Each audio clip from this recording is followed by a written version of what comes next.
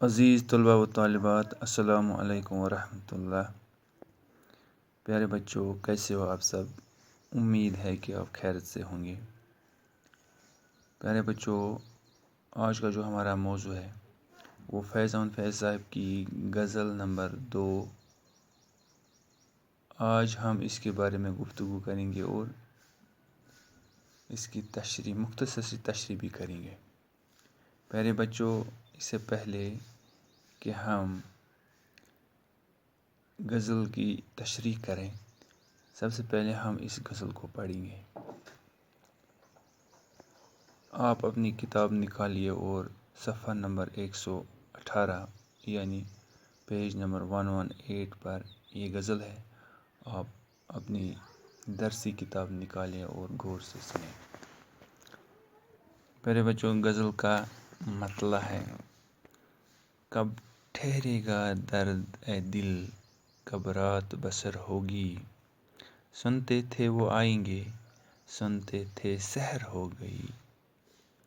کب ٹھہرے گا درد اے دل، کب رات بسر ہوگی، سنتے تھے وہ آئیں گے، سنتے تھے سحر ہوگی۔ کب جان لہو ہوگی، کب جان لہو ہوگی، کب اشک گوہر ہوگا، کب جان لہو ہوگی، کب اشک گوہر ہوگا، کس دن تیری شنوائی اے دیدہ تر ہوگی۔ کب جان لہو ہوگی، کب اشک گوہر ہوگا، کس دن تیری شنوائی اے دیدہ تر ہوگی۔ کب مہکے گی فصل گل، کب بہکے گا مے خانہ، کب مہکے گی فصل گل، کب بہکے گا مے خانہ، کب صبح سخن ہوگی، کب صبح سخن ہوگی، کب شام نظر ہوگی۔ کب مہکے گی فصل گل، کب بہکے گا مے خانہ، کب صبح سخن ہوگی، کب شام نظر ہوگی۔ واعظ ہے نہ زاہد ہے، ناصح ہے نہ قاتل ہے، واعظ ہے نہ زاہد ہے، ناصح ہے نہ قاتل ہے، اب شہر میں یاروں کی کس طرح بسر ہوگی۔ واعظ ہے نہ زاہد ہے، ناصح ہے نہ قاتل ہے، اب شہر میں یاروں کی کس طرح بسر ہوگی۔ کب تک ابھی راہ دیکھیں اے قامت جانانہ، کب تک ابھی راہ دیکھیں اے قامت جانانہ، کب حشر معین ہے تجھ کو تو خبر ہوگی، کب حشر معین ہے تجھ کو تو خبر ہوگی۔ کب تک ابھی راہ دیکھیں اے قامت جانانہ، کب حشر معین ہے تجھ کو تو خبر ہوگی۔ پیارے بچوں، پہلے ہم کچھ مشکل الفاظ کو سمجھنے کی کوشش کریں گے۔ سحر کا مطلب صبح، اشک کا مطلب آنسو، دیدہ تر روتی ہوئی آنکھ یا غمناک آنکھ، فصل گل پھولوں کا موسم یا بہار، مے خانہ شراب خانے کو کہتے ہیں، سخن کا مطلب کلام یا بات، قامت قد کی درازی یعنی لمبا قد۔ پیارے بچوں، جیسا کہ آپ جانتے ہیں کہ فیض احمد فیض ایک انقلابی شاعر ہیں اور ان کے یہاں محبوب کا تصور یہ روایتی شاعروں کے جیسا نہیں ہے۔ انہوں نے اپنے محبوب امن، آزادی، سکون، چین یا وطن کو بنایا ہے۔ تو اسی تناظر میں ہم یہ غزل سمجھنے کی کوشش کریں گے۔ تو غزل کا مطلع ہے: کب ٹھہرے گا درد اے دل، کب رات بسر ہوگی، سنتے تھے وہ آئیں گے، سنتے تھے سحر ہوگی۔ تو پیارے بچوں، جیسے کہ آپ کو میں نے شروع سے ہی بتایا، جب بھی کسی شعر کی تشریح کرنی ہو، سب سے پہلے ہمیں یہ بتانا ہوتا ہے کہ یہ کس شاعر کا شعر ہے اور کس چیز سے لیا گیا ہے، یعنی غزل سے ہے یا مثنوی یا نظم سے ہے۔ جیسے کہ آپ جانتے ہو کہ آپ لکھو گے یہ شعر فیض احمد فیض کی غزل سے لیا گیا ہے۔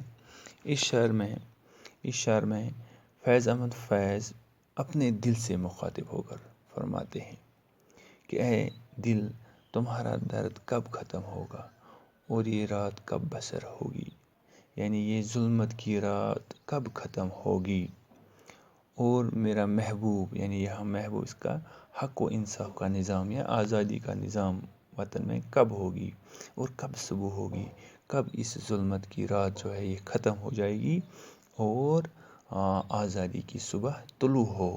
تو شاعر اپنے دل سے کہتا ہے کہ یہ آپ کا درد جو ہے دل میں،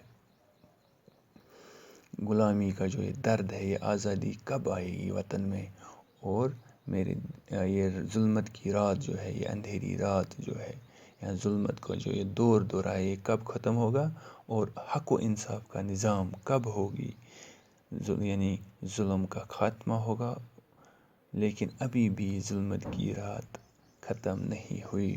یعنی شاعر اپنے دل سے پوچھتا ہے، استفہامیہ لہجہ یہاں استعمال کیا ہے، یہ سوال اپنے دل سے پوچھتا ہے، کب ٹھہرے گا یہ درد دل، کب رات بسر ہوگی، سنتے تھے وہ آئیں گے، سنتے تھے سحر ہوگی۔ یعنی ہم نے سنا تھا کہ آزادی آئے گی، لیکن سنتے سنتے صبح ہو گئی تو بھی ابھی آزادی نہیں ہے، ابھی بھی ظلمت کی رات باقی ہے۔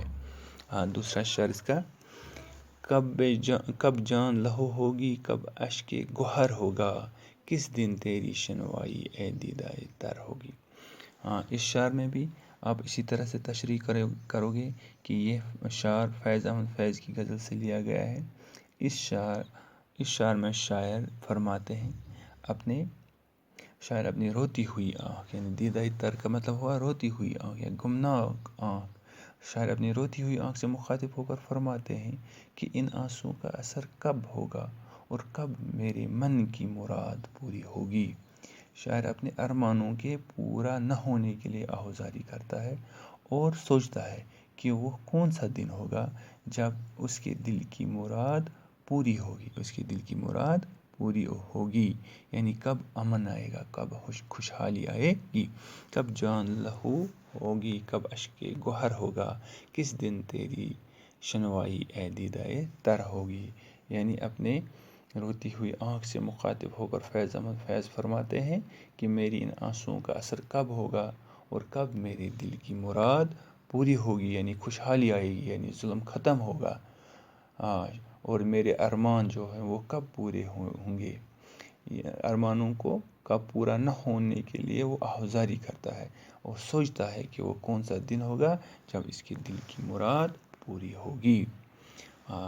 غزل کا تیسرا شعر، کب مہکے گی فصل گل، کب بہکے گا مہ خانہ، کب صبح سخن ہوگی، کب شام نظر ہوگی۔ یعنی شاعر فرماتے ہیں کہ وہ دن کب آئے گا جب موسموں کا، باہر کا موسم یعنی خوشیوں سے مہک اٹھے گا، اور کب مہ خانے میں مہکش بہک کر خوشیاں منائیں گے، اور وہ دن کب آئے گا جب صبح باتیں کریں گے اور شام دیکھنے کی قوت حاصل کریں گے۔ اصل میں مراد یہ ہے کہ سچے معنوں میں کب خوشحالی آئے گی وطن میں، سچے معنوں میں کب خوشحالی آئے گی، کب یہ غلامی، یہ ظلم کا دورہ ختم ہوگا، کب خوشحالی آئے گی اور لوگ کب حق و انصاف کا دور دیکھیں گے۔ سب لوگ حق و انصاف کے دور کے منتظر ہیں کہ کب آئے گا وہ خوشحالی کا دور، کب سب لوگ خوشیوں سے مہکیں گے، اور ان کے اندر جو ظلم کی وجہ سے جو دکھ پہنچا ہوا ہے اس کا یہ مرہم بنے۔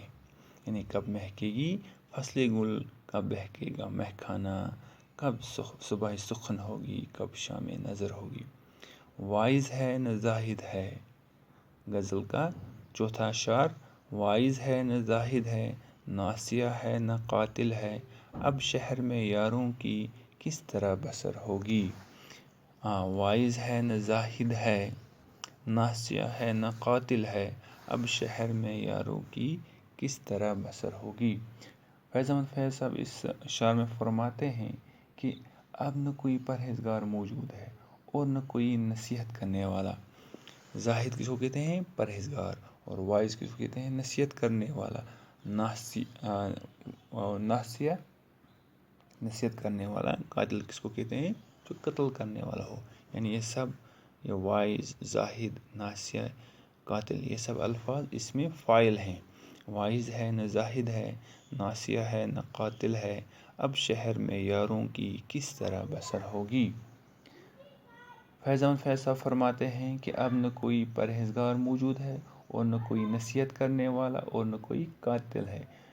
پھر شہر میں رند لوگ یعنی جو عاشق لوگ ہیں کس طرح زندگی بسر کریں گے.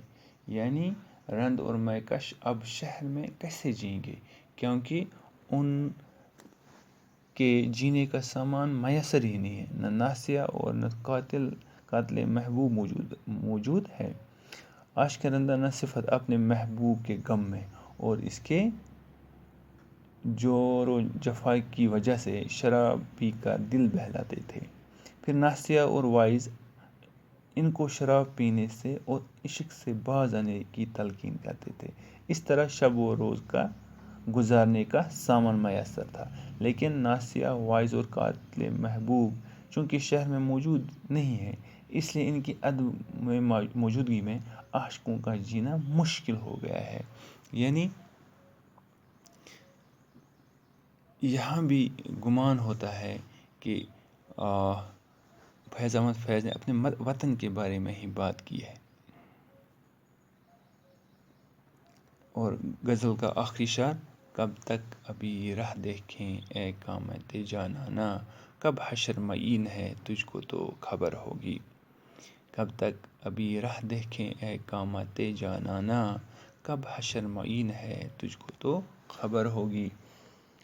تو شاعر فرماتے ہیں کہ اے بلند قد قامت جانانہ، کیا ہوا میرے بلند قد محبوب، ہم کب تک تمہارا انتظار کرتے رہیں گے.